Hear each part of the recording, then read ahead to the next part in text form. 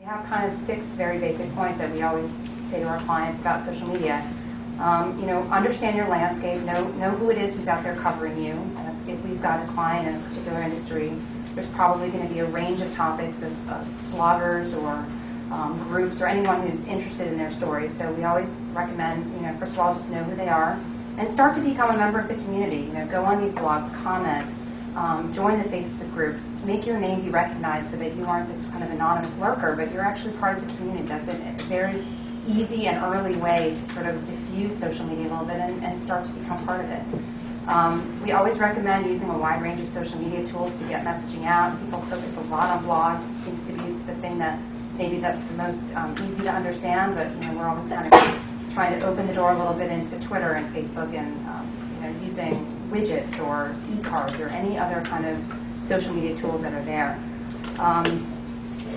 A lot of companies are afraid of engagement. They think if they've got a website, that's, they're in social media. And we're always sort of pushing the importance of accepting comments and engaging in dialogue, engaging in conversation, and really becoming part of it instead of viewing social media as one way, because it's absolutely the opposite of that. We also put a lot of importance on how companies can use social media just to correspond with their own employees. It's amazing how much of corporate communications is very outwardly focused.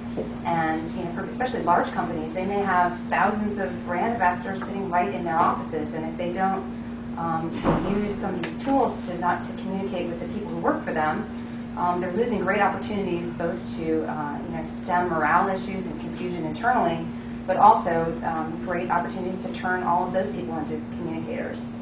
And finally, as Dallas mentioned earlier, we can't stress enough the importance of putting a social media plan in place before a crisis hits. There are so many companies that are caught completely unaware when something happens on social media, and if they haven't sort of done steps 1 through 5, they've got a lot of ground to cover in what can be an extremely short amount of time before things really spread. So if we look at something like the Domino's example that happened recently, they responded quickly, but not that quickly. And if they had, had a plan in place beforehand to say, okay, if something happens, we know what we need to do. We need to get on Twitter. We need to, have a YouTube video up within an hour.